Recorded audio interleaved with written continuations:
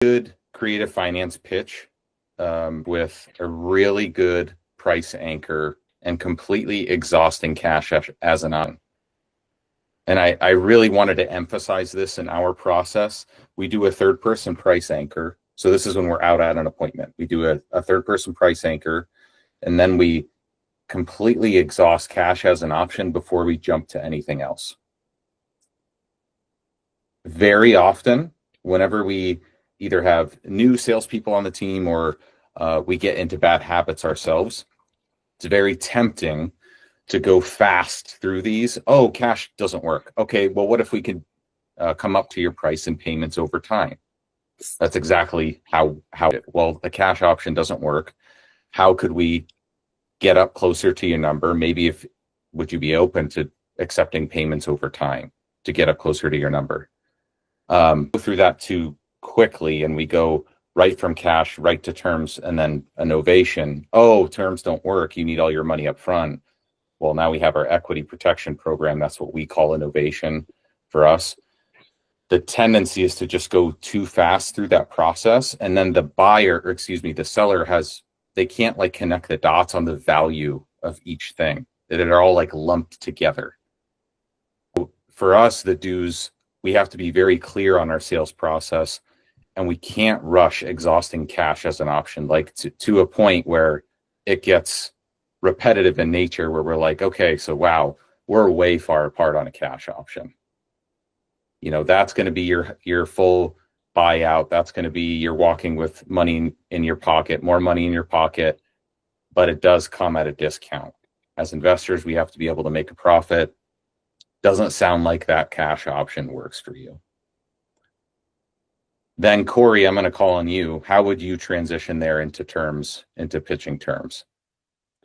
Say that we've already exhausted. Well, we get you cashed out on this. We have to make sure that there's two things in place first. One, they don't need all their funds from the sale to go into something new. That's really big. So if they're using the funds from the sale of this to buy their next house, generally that's just a non-starter. Thing is, like, look, in order for me to be able to come up to your price or a price close to what you're asking for, I would just need to have some time.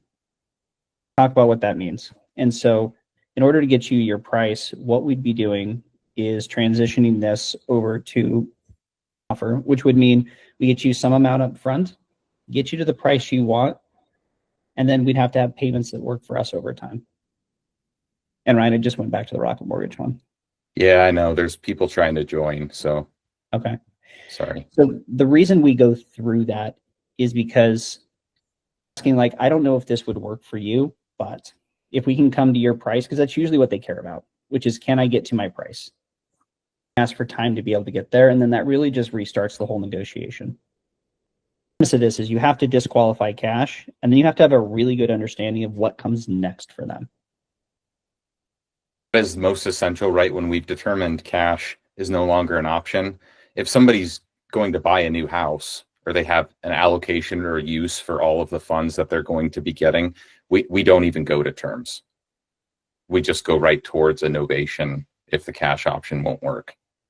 The thing about terms too is, like, it now that's subject to and seller finance and all these different creative options are becoming a little bit more known. Your average seller has no clue, and if you pitch this option, likely to confuse them when they don't even need it. So once we exhaust cash as an option and really establishing what is the seller trying to accomplish here, and that even comes before cash, right? Before we even offer on cash or anything like that, just having a really good foundational understanding of what is the seller really trying to accomplish. Questions? I don't think so. That all sounds great to me. Just to be clear, can you expand a little bit more on your third person price anchor? Yep. So looks like other investors are buying properties around here at auction in the 130 to 150 range.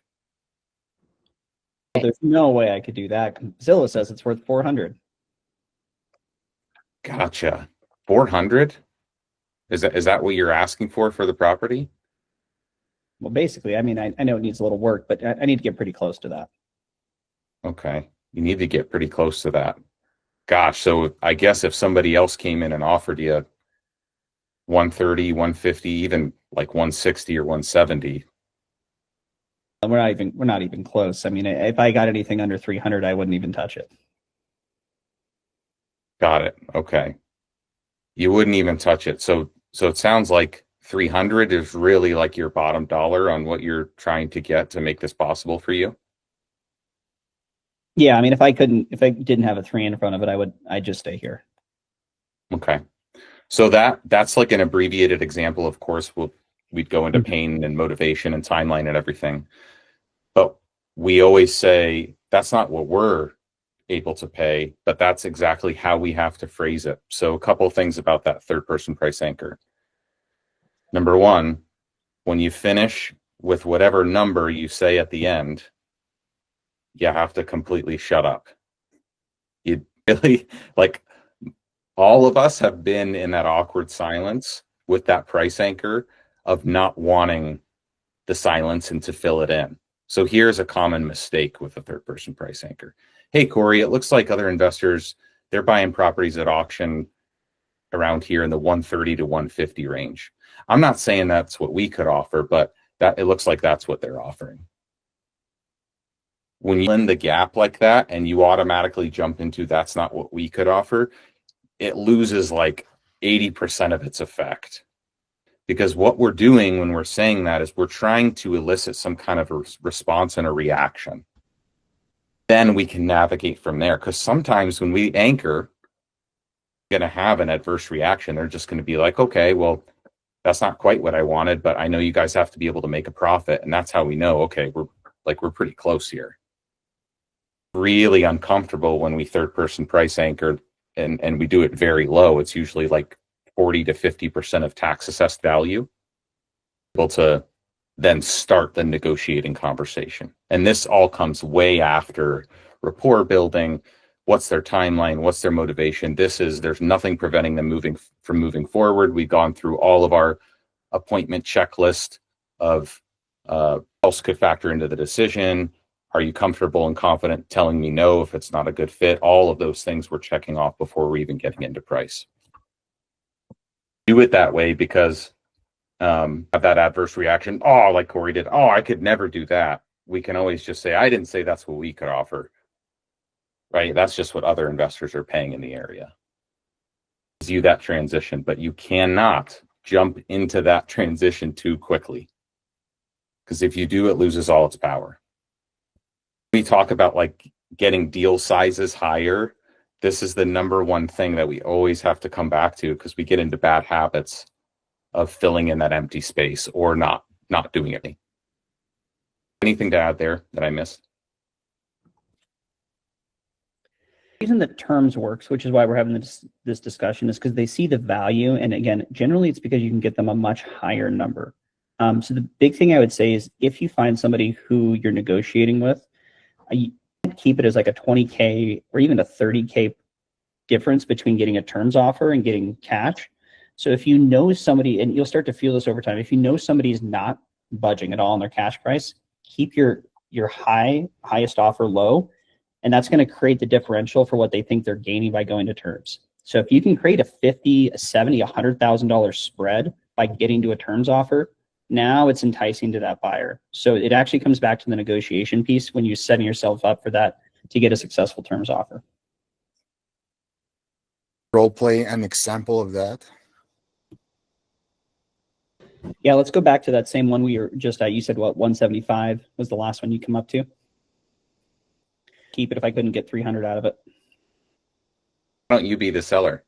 You want to be the seller? Or I can be the seller.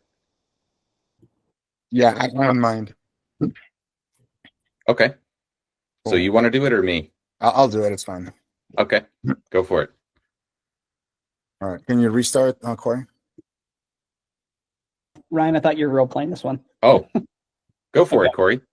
Okay. Yeah. So let's just say that in this scenario, I don't even know if we could afford you that, and if it would qualify for us to get that high. Are you thinking really 300's the do? Yeah, I really need the money. So I think any lower than 300, I wouldn't be able to take. Okay.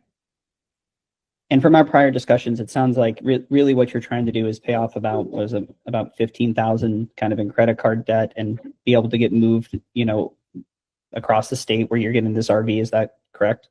Yeah, just so besides the mortgage, some debt, and to help me move onto my next place.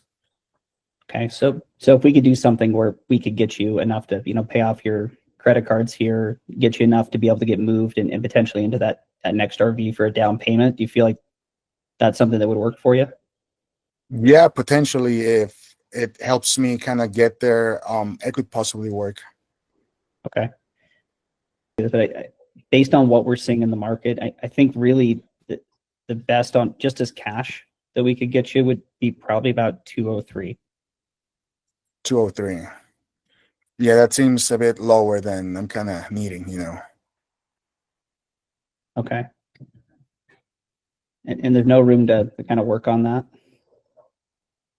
No, because I just, I running the numbers in my head, I don't think it kind of gets where I need to be. Mm. We could help you here. We might have one more option that we could discuss. Now, in order to come up close to your price of 300 here, we could potentially structure this on terms.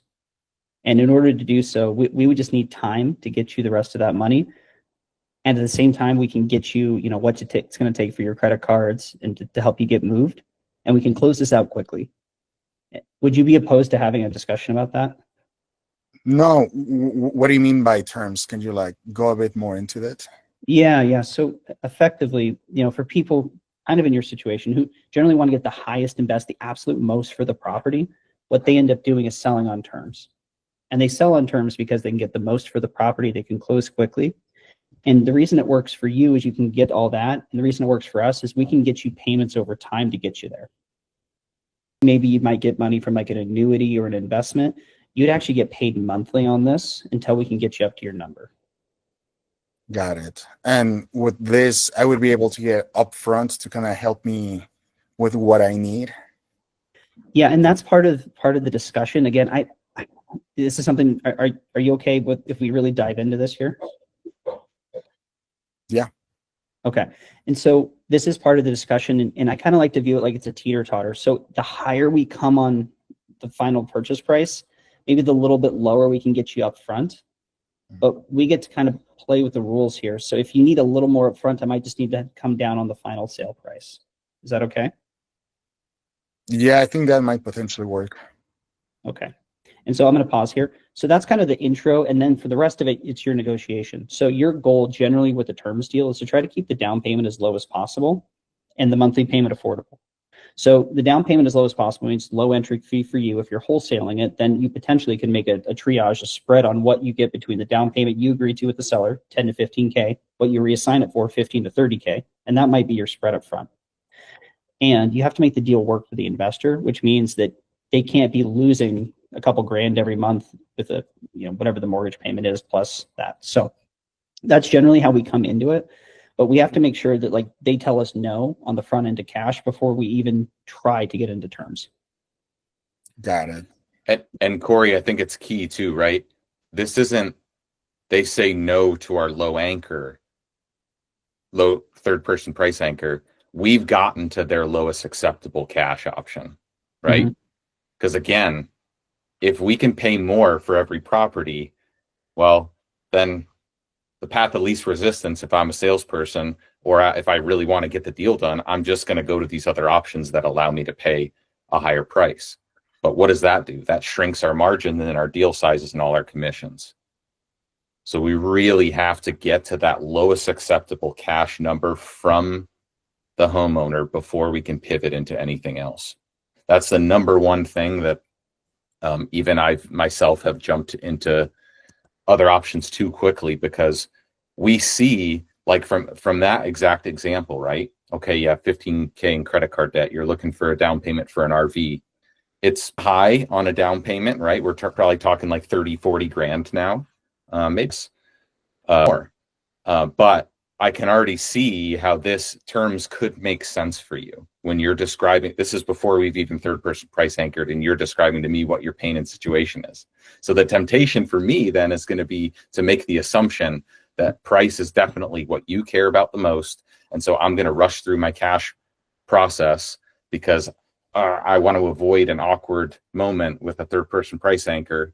And I just want to jump right to terms. And you're really sabotaging yourself, because Corey can attest, we've had just as many conversations where they're like, no, I really need there's this other bill, 18% interest bill that I really have to get paid off. And Jimmy, my grandson, he doesn't have any money for a car, and it means way more to me to actually get more money up front. And then it's like, oh, okay, this now went back into a cash conversation.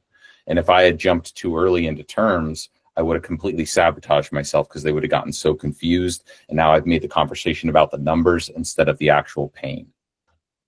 So the slower, the better. Good question. Yeah, I was actually just about to comment on this. Is the conversation usually happening in person, or are you getting the cash floor on the phone? If you're going to have any kind of terms conversation, chances of success over the phone are way, way, way, way, way less. Why is that, Corey? They have to really trust you. Terms is completely built on their trust, because it's a long-term partnership, right? They're trusting that not only is it going to be a transaction, but that you're going to continue to pay them over time. In order for that to happen, you got to spend some time and really get to know them. Yeah. And a lot of times too, like, these one call closes with terms do not exist. They do not exist because they have so many more moving pieces. Many times people don't even know what the heck terms is.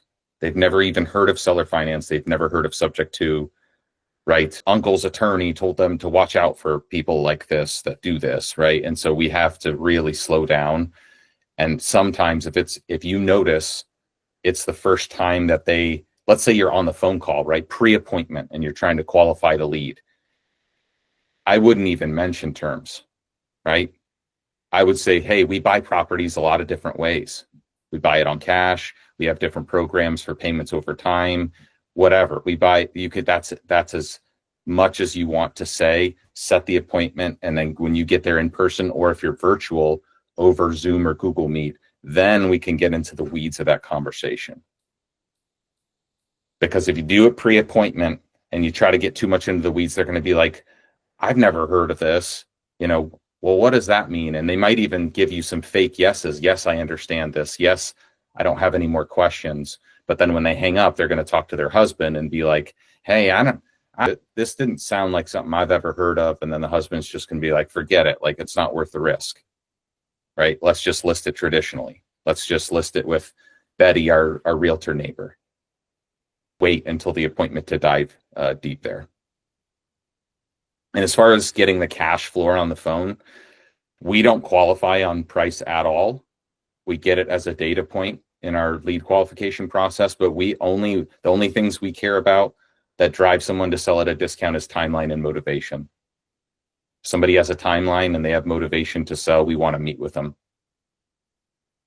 A lot of that is because we have these extra options. If we were only a cash offer investor, we probably would need to price qualify a little bit more on the phones, because if we have one solution and we can't come up and do anything else, then we would want to know that ahead of time. But because we have novations, because we have terms offers, we really just want to see if somebody's looking to sell, we can get there.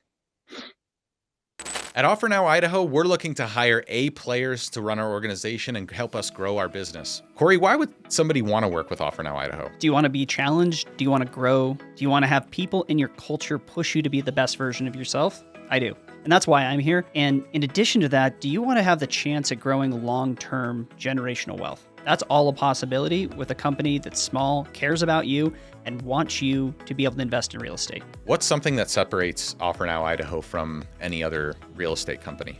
It's really rare to find a company that can help you get into a home. Sure, they might throw a few thousand into a 401k that you can access when you're 65. How many people are going to help you either provide a rental property or a shelter over your own head? Through our off-market home buying program, we assist our employees in buying properties once they've achieved certain levels within the company. And that's really unique to people because you get that asset. You get to do whatever you want with it. And you're buying an off-market discounted property to improve the quality of your life and your family's life. Yeah, not only that, we offer benefits and we have a very challenging and high growth energy startup feel to our work environment. So we are looking for people that want to make over 6 figures a year. Right now, we have a $3,000 referral program. If you know somebody that's looking for a new role, we will pay you $3,000 once that person is hired by us and they hit their 90-day mark. So if you know of anybody that's looking for a new job or looking to change their life, shoot me a DM at @RealRyanWeimer on Instagram. Let's get it. How about number 2 here? How do you identify motivated sellers who are open to creative terms? Yeah, I think number 2 and 3 kind of go hand in hand, and you guys touched on that by just saying the importance on just really getting that cash price out of them before jumping into terms. I think that's something that we've gotten in the bad habit of doing, is kind of just laying it all out there at the beginning, hoping that they'll pick one. And so I like that you guys are really getting that number out of them, kind of continuing it or jumping into their terms. But no, I think 2 and 3 you pretty much covered. I would like to hear number 4, how you structure these deals on paper. Example, like a short backstory with the seller and then what the numbers look like on your guys' end. I know you said something about wholesaling these types of deals. We don't do that. We take title to all of these types of deals. Make me a little nervous at the thought of wholesaling those deals, just in case if that end buyer can't perform and somehow, lets down the seller. And so just kind of hearing a little bit more about both of those, I guess. Yeah, that is a very real risk. I'll tell Mm-hmm. you, we used to do the same, where we would take title to all of them, but then we had too many. So we ran out of money. Yeah. Because once you get good at this and you realize there's not a lot of people doing this in the space, especially at scale. So this is one of the unique, you can get more contracts. So our team has done a lot of these just because we're the only person in town that really can, like Corey mentioned, on payments over time. And so eventually, if you guys are on that same trajectory, you will want to know which ones you can wholesale and not. And so a majority of the time, not to say that we've never had a bad thing happen, but a majority of the time, right, we are not wholesaling to people that it's their first time buying a property, or if it's going to be an owner occupant. If we do that, we have to send them to an RMLO certified, like calltheunderwriter.com. It's the same way as if you were going to close it and then do a wrap, sell on seller finance at a higher interest rate.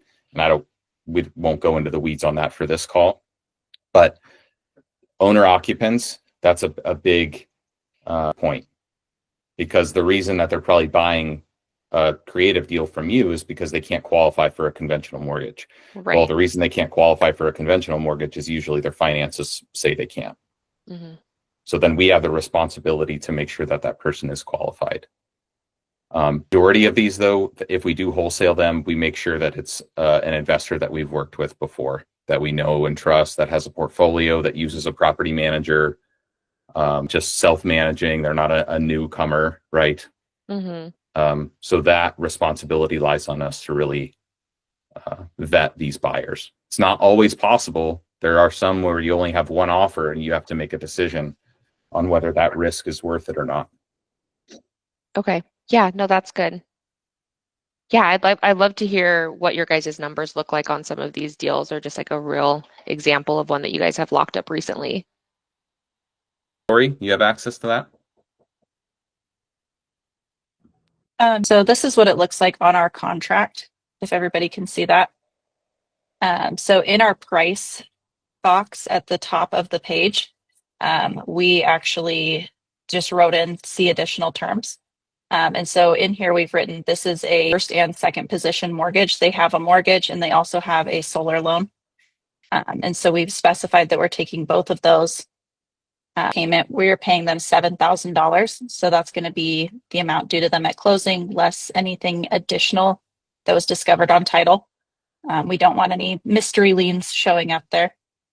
And then the ability is to pay anything else off. And then we are assuming the mortgages on these.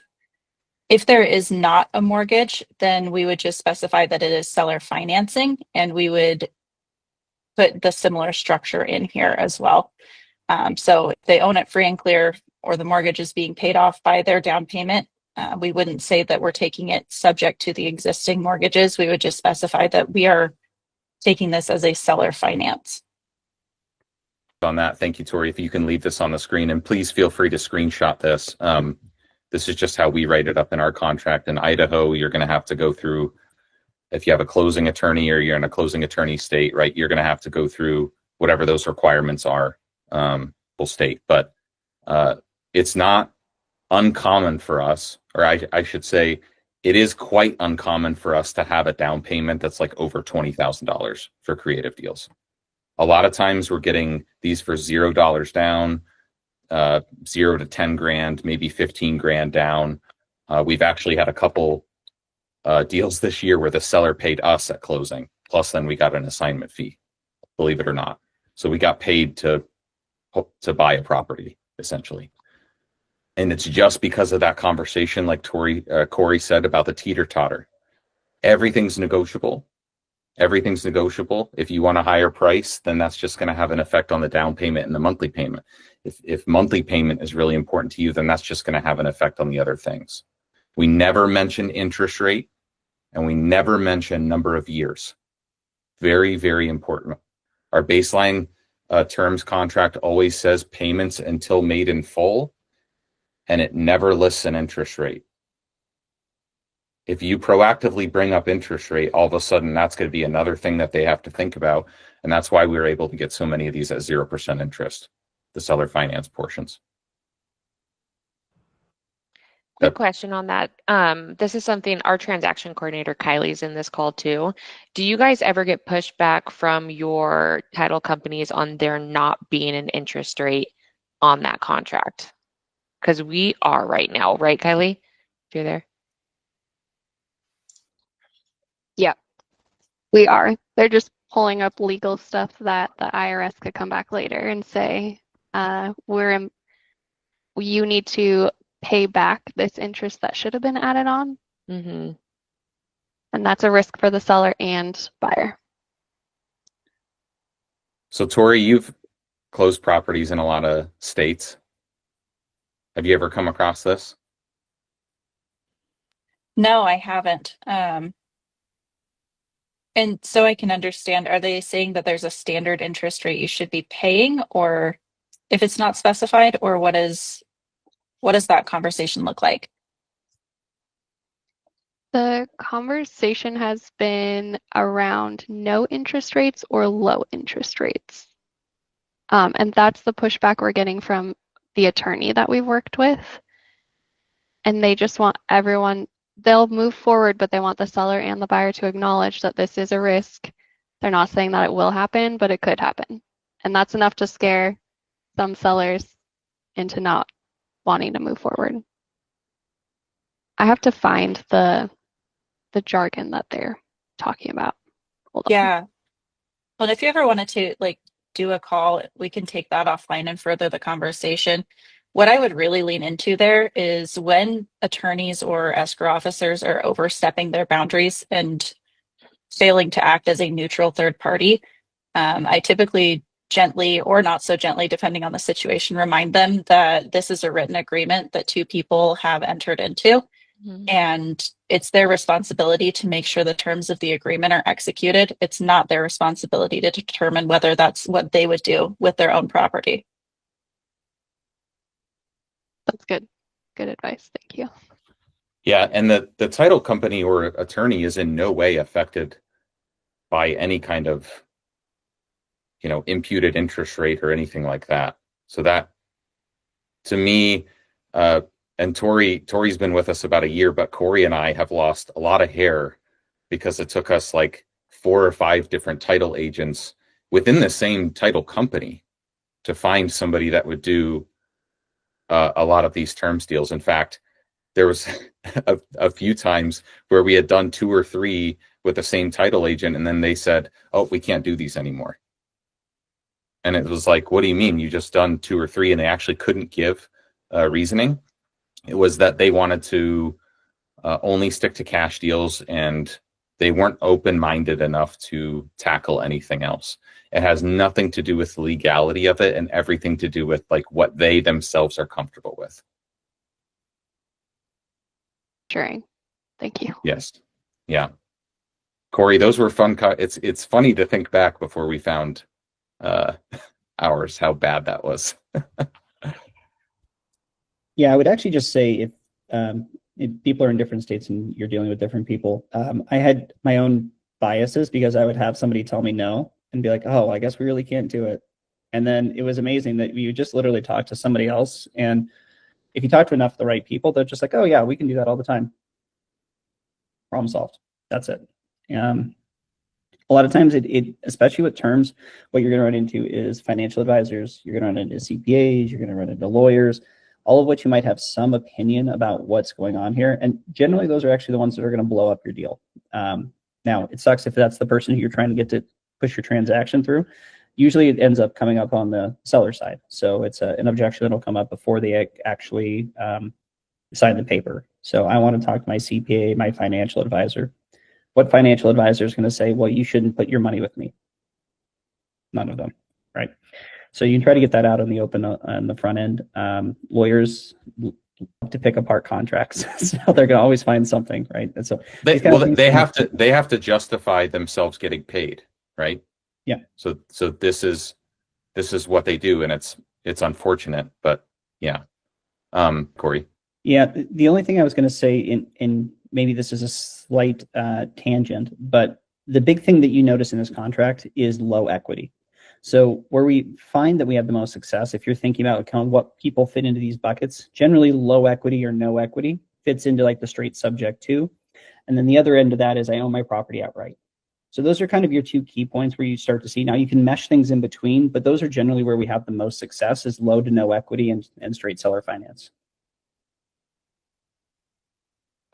Let's say we do have a deal that could potentially blow up because interest rate gets mentioned by an attorney or whatever later. That to me is just, we're going right back to we treat that like a renegotiation. Like, let's say, okay, we got a property under contract for cash.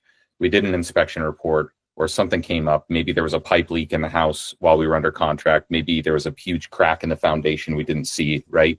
We would approach this kind of, well, what's the interest rate? Or, hey, there needs to be an interest rate conversation the exact same way. Hey, Mr. Seller, Mr. Attorney, if we adjust the interest rate, it's going to have an impact on the rest of the terms and the price. So the reason we were able to come up to this price is with the terms listed. Now, if we're going to go and renegotiate all those, now we have to go back to the drawing board on what all those numbers look like. Because I don't have any problem paying 1%, 3%, 5%, even 6% interest if the number's low enough, right? But now if we're talking 5 or 6% interest, I need to have equity in the property. Go ahead, Matt, you raise your hand. Yeah, you mentioned that you guys don't talk about number of years. Is that just upfront, or is that like, do you ever get to a point where you have to talk about that amount of time where you're going to do a balloon payment on the rest of the funds that you owe them? So Tori, could you find a straight seller finance contract that we did recently with no balloon? I will do my very best. Okay. Do you have one in mind? Or it can be a sub 2 with a seller second position. Oh, I can do that for sure. Cool. So the question is if number of years gets brought up. So in our contract that Corey or Tori will show, it'll say principal only payments until balance paid in full. And so that's our baseline contract. It always says that. Now, if in the negotiation, a seller's like, well, I can't wait that long. I need my money in 5 years. I need that money in 10 years. Then I'm just going to go back again to the negotiation and say, hey, you know what? Yeah, we can pay you out in 5 years. It's just going to have an impact on price. So I know before you mentioned that price was the number one thing you were looking to maximize. Is that still the case? Because our terms are until the balance is paid is until paid in full, and that's how we're able to come up to your number. So yeah, if they want a 5-year balloon, a 10-year balloon, whatever, it's just going to have a big impact on price because you are paying for the terms. And you can explain that to them. Hey, we're able to come up in price because we're paying these terms over time. The value for us is in holding these over the long term. That's why it has an impact on price. There you go. So yeah, the second position note, this was a subject to with a second position note balance of the seller. So we're paying the seller in equity over time. So this would be, will be paid to the seller $100 a month principal only payments. That is a much better way to say 0% interest payments. 0% interest is more triggering for people. We always say principal only payments on purpose. Due on the first of the month beginning July 1st until the balance has been paid in full. Now this next section here, no payments will be made to the direct outside of long-term escrow. So as we're pitching this in the appointment, we really lean on the title company of, hey, all the payments are going to be dispersed out of our account and then dispersed to you by company. That gives them assurance that, oh, there's a neutral third party that does a lot of transactions handling the payments. And that's how we get through a lot of the objections of what if I don't get paid on time? What if this happens? What if that happens? And Corey, what is another phrase that we have in our contract if a seller's like, well, if you guys miss a payment, what happens then? Yes, I don't know if we can see that on here. So we do put a performance clause in. Performance clause, the way we have it written, it's down here at the bottom. Not for every contract, just if it becomes a sticking point for them. Very important. So we put it in here for more than 45 days late on a payment. We can begin the process to automatically deed the property back to the seller. Now, effectively what this means is their concern is what happens if you get hit by a meteor or whatever, or you go bankrupt. What's my security? And usually we overcome most of that by saying that there's a note held against the property, just like a mortgage company would. So there's actually a deed tied back to the property for the debt. I'm sorry, not a deed, but there is a note tied to the property for the debt.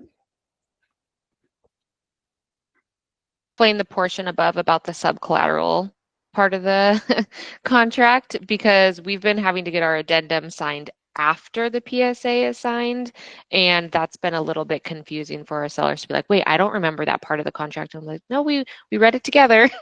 But how do you go back and explain that to them when you're needing that for the transaction coordinator? Corey's the perfect person to answer this because he has these conversations all the time. And I smile because it is a real challenge. So let's just kind of talk through the whole framework here. You're pitching somebody on terms, you're getting them the highest price, and you generally want to work with 3 levers. So I'm working with total purchase price, the down payment, and then the monthly payment. That's generally what you're working with. Now it's 3. If Ryan said, well, what about interest rate? Which sometimes you'll get through the whole negotiation, have everything put in, then they just introduced a 4th variable, which makes it more complex. Then if they bring up terms, now we have to renegotiate again, or the term length, we have to renegotiate again. This last piece, what this allows you to do, and just to be clear, a substitution of collateral is that I've got my property note held against property A that I'm selling. As the buyer of that, I may want to resell your property in the future without paying you off. To do that, I may have to move it over to property B. So the way that we phrase this when we're talking to somebody is, one, you have to have a rental property or some other asset to put this against. Let's start there. So generally what we'd say is like, look, we have a rental portfolio, and in order to come up to the price that we agreed to in the future, this gives us the right to have the discussion about putting your note against this other property that's already cash flowing, that's already stable. Your property, and usually these properties are going to need some work. So like you're actually getting a more secure asset that is more valuable than the one you're selling us. And usually that's the security they're looking for. Sometimes we've had them be like, oh, well, I want to go see the property, walk it, all that kind of fun stuff. But generally we use something that's already, not a shit box. Like you're going for something that's actually a stabilized cash flow asset. And that's why you want to put it against it. And so that's what you're selling to them, is the confidence in the new thing. But Corey, I think too, not a but an and. We are not specifying the property the property that their note could get secured against when we're signing the contract. So it's always going to be in the form of an addendum, just like it sounds like you guys are doing it. And yes, there is going to be a reminder of, remember, we have this in our contract because it allowed us to give you that highest price. And this is the property that we've selected for you to approve, right? To have your collateral secured against. And a lot of times we prepare pictures, or Corey tells them, it's usually properties that are of equal or greater value. They've been remodeled. They're nicer than the one that they're selling. And so that usually carries a lot of weight. The last thing I would say on that is that the timing does matter. And I guess when you're going to do this, Priscilla, are you doing it prior to the initial closing, or is this after closing and then you're moving it after like 3 to 6 months later? No, this is happening like right away. So we're getting it signed, and then Kylie telling us which property that we're using to do the subcollateral. Okay. When that happens, another way to phrase it is keep record of what your cash price was and go back and say, look, we can get you the cash prices if this is what you want. And if you bring that back to them, is that what you want? And they say, well, no. Like, okay, in order for us to get you more. And so you're going to put yourself in a better position if you have record of that. Okay. It's just reminding them of, again, that delta that we talked about, starting with cash, beating that up. Oh, that's not a good fit. You want a higher price. We have to remind them of that constantly. This is how. Yeah. Yeah. Cool. Yeah. I think we've only, in the ones we've done, I think we've only had one person who ever just like absolutely would not move forward, and it ended up like being a canceled contract. But like that was like his sticking point, and he's like, screw it, I'll keep the property instead. I can't do that. But that's rare. Most people are negotiable.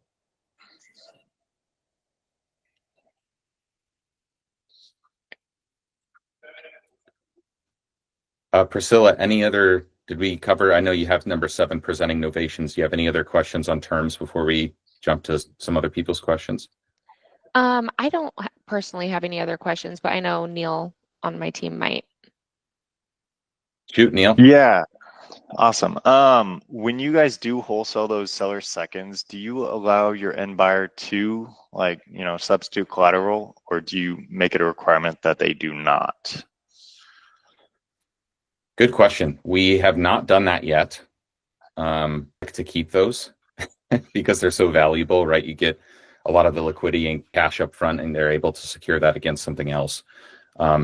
If we did, then we could have that conversation with them. But then that also, you're kind of playing almost like a loan officer in terms of like gauging how much equity does somebody have against a property and what's the right LTV to use when it's not your property that the note is being secured against. Then you don't really know all the facts, really know all the condition, right? And so I think it's just another risk factor to be aware of. Gotcha. Yeah, just because it seems like we're doing more. I mean, we just started, but we're doing more of them, and I've just been talking with Chad about how we can find different exits, because like on ours, we're doing a lot more down. It's not just a few thousand, it's a lot. And so like Priscilla said, we pull that money out right away. And I actually had a 15-minute phone call last night, and I kind of got blindsided because we're working with the attorney. So yeah, they're not happy about the whole IRS penalty thing, which I've already had that conversation with another person before. But this time they're like, we found out we're in third position. We don't want to be in third position. And I was like, you know what? I didn't know you were going to be in third position either. I thought you were in second position. And so like that has been kind of, I don't know, people have pushed back on that quite a bit. So Corey, let's talk about the positioning. How do you combat those objections? Yeah, those are real, and you're going to get this again. And so just preparing for it is the best thing you can do. Generally, it comes back to, again, the property you're putting it against. And so this comes back usually to our performance clause being the best thing that we have. So let's say we do have a performance clause in there, because their concern is what? If I'm not in first position, then I don't get to be the first person paid out in case you foreclose. But a performance clause then says, great, I can basically go and take this property back over before the bank would be able to foreclose on it. And so that's where we've had the most leverage, is saying, like, look, our performance clause is a shorter period of time than the state law to do a foreclosure. So yes, you may be in third position, but you're actually in the best position possible to do that. If you don't have a performance clause in there, I think the way I would normally phrase that is taking it back to, okay, what else would you need to see from us to feel confident? Look, we've done a bunch of these. Here's our track record. Here's our company. Here's how many like rentals we have in our portfolio. And you bring it back to the collective credibility of the organization as being the thing that's going to be giving them the security. One more thing. If you do get a real analytical seller, reminding them that positioning doesn't matter. It's all about equity in the property, right? Like, let's say the first position is $5,000, the second position's $5,000, the third position's $5,000. Well, if you have a $200,000 property, that's only $15K of debt on the property, right? So then there's plenty of equity there. So there is no, it doesn't matter what position you're in if there's plenty of equity. So if you get in real analytical one, just reminding them of the equity in the property is your security. Positioning only matters when there's no equity. And that's when you can, Mr. and Mrs. Seller, get into a bad situation. If, say, you're in third position and the property's not worth all the debt that's owed against it, that would be a problem for you. Right? Right. Yeah. On the performance clause, so your note's tied to a different house. If the property being deeded back to them is the original property that we purchased from them, right? It's not the house that the note's tied to. Okay, cool. Yeah, but that could get messy. Gotcha. We have never missed a payment, so it's not an issue. But yeah, anytime you have a substitution of collateral, you have to kind of be careful about how you what your exit strategy is and how you're pitching it. Are you guys flipping any of these with the substitution of collateral? Right now, exit's mostly rental. Yeah. But I think it would be pretty great if we could figure out, kind of what you guys do for wholesaling them, just because, I think there's a lot of opportunity there. So. Yeah. So if we have a substitution of collateral, keeping it, we actually tend to flip those, not wholesale them, because the substitution of collateral is a big value get, especially if it's at 0% interest note. Like, we don't want to wholesale those. Right. If we flip it, we can still keep that 0% note ourselves. So, gotcha. If that makes sense, yeah. Mm-hmm. Yeah. Neil, one quick clarifying thing. So in that event that Ryan was just saying that we plan to flip it, we actually do put their collateral against property B, the one we're substituting to, and that would be the one that they would be able to take back. Why? Because we're trying to sell property A to be able to then recapitalize whatever spread we had in between that. Okay, so they would get the one that the note's on. Correct. Okay. Yeah. Terms. I have a quick question. Go for it. So for the note on the other property, is it always going to be at equal or more value? Or is it sometimes going to be at lower value for them? The property we're getting into, Roy? I'm saying you said that the note would be tied to a different house. Mm-hmm. In order to make it happen, would that other property does it have to be at equal value or more in order for that to work out for the seller? Generally, because of the size of the notes that we're moving, like these are several $100,000 at a time. Maybe it's 50, that's at the low end. Generally, we have to have a property that's going to be equal or greater value to make it pencil. So yes. That makes sense. All right.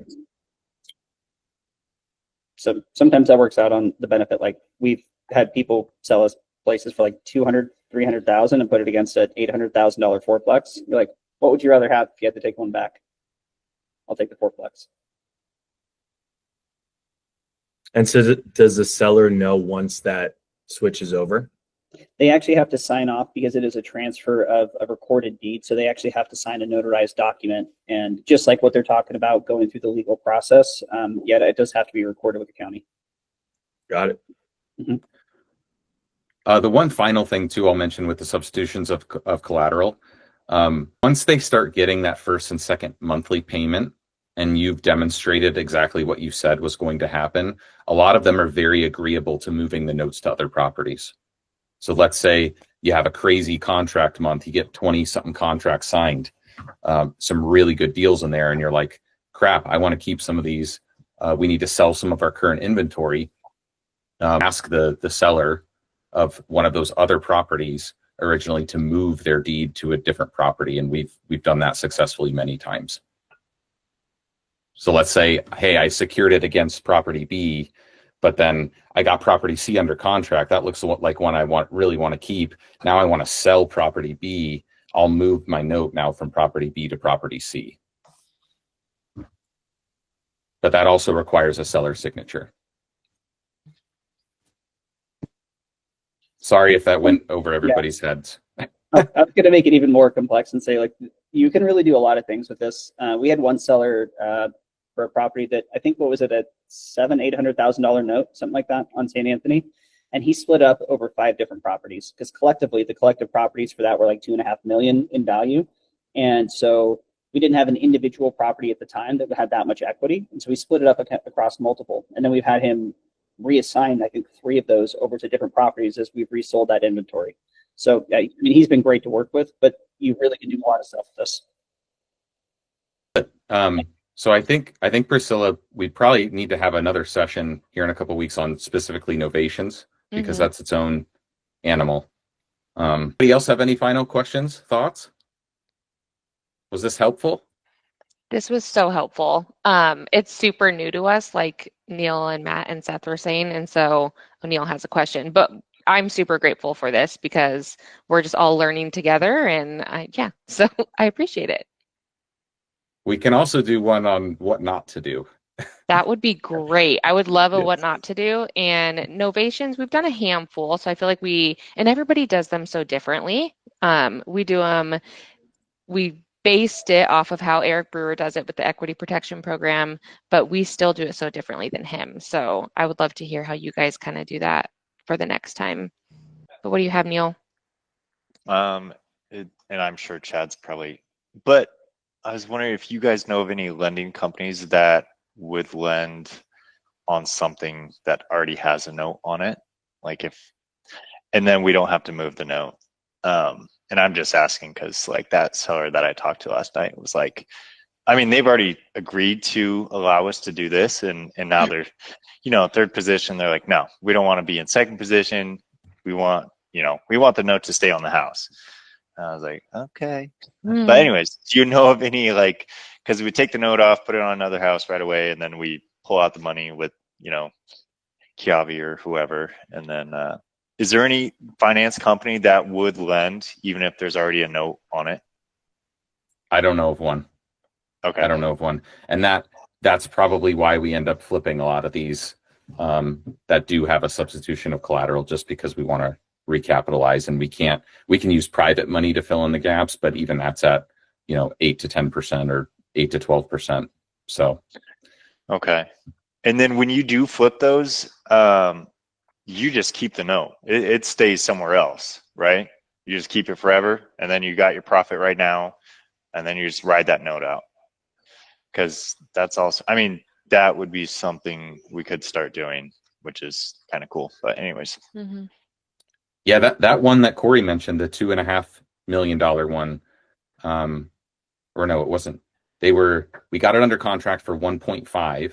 It had 500K down, a 300K first position. So the seller note was like 700 ish, 0% interest.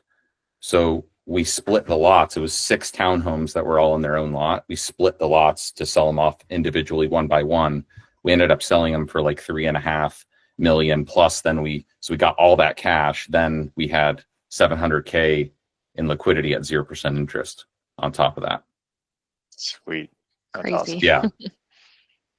So yeah, it is super exciting, very addicting. These nuances and new, cool, fun strategies to try. So Yeah. Awesome. Well, thank you so much, Ryan.